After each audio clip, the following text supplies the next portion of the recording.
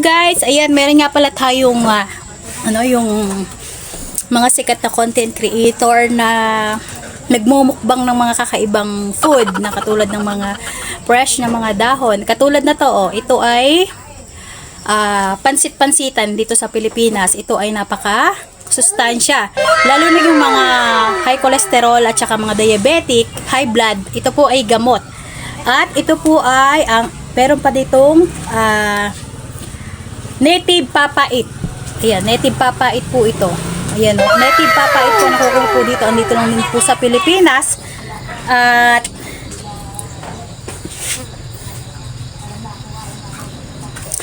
ayan po, napakasustansya po ng mga pagkain na to. Meron din po tayong luya.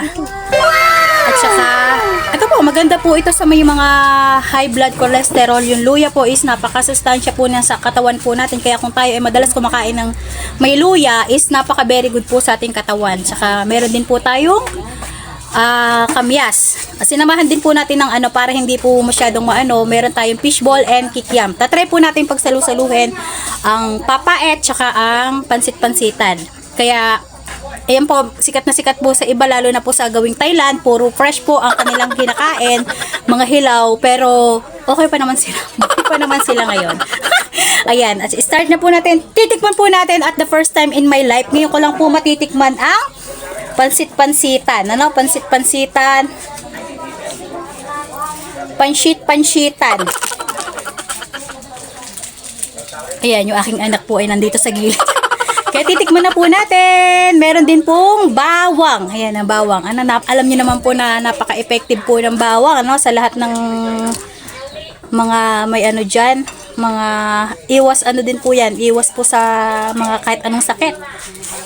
Ayan. Titikman po natin kung talagang kaaya-aya ang ating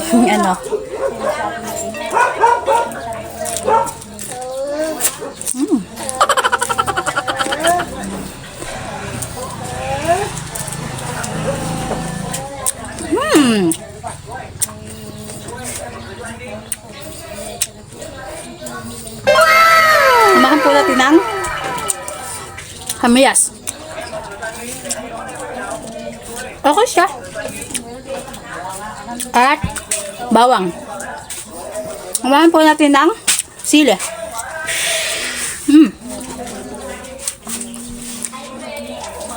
Sarap po niya.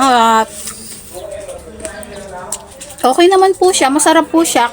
Kasing din po siya ng medyo maano lang po siya sa ampalaya. Hindi siya gaanong mapait. At hindi rin naman gaanong okay lang siya. Kaya-kaya naman po. Ayan, pagka po ay sa mga may mga sakit po, bagay na bagay po to. Mga healthy food din po ito. Dahil mayaman na mayaman po sa mineral. Ay, aking anak. Chuy, may istorbo.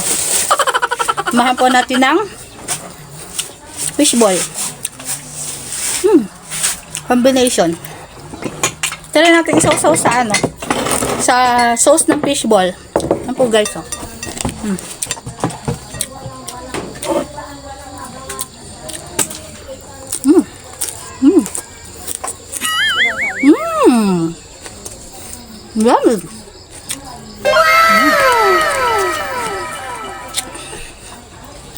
Sarap siya guys. Hindi ko malalasahan yung pait.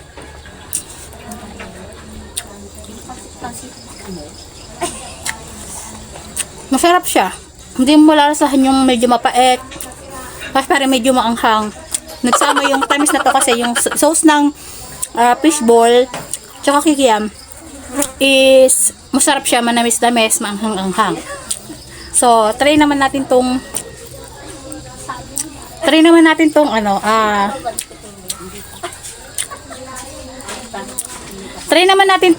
lalagyan natin siya ng kamyas.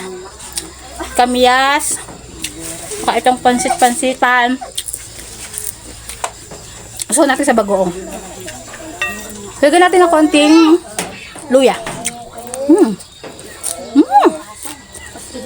Sarap. Makakain tayo niyang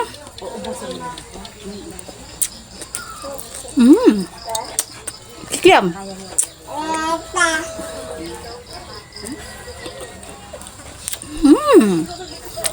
Mabubusog ka pa dito, dito lang. Ayan, kung nagustuhan nyo ang aking video, maaari lang pong ibahagi, share, like, and share, and follow. Thank you for watching. At i-comment nyo po dyan kung ano pa pwede kong i-challenge. Thank you!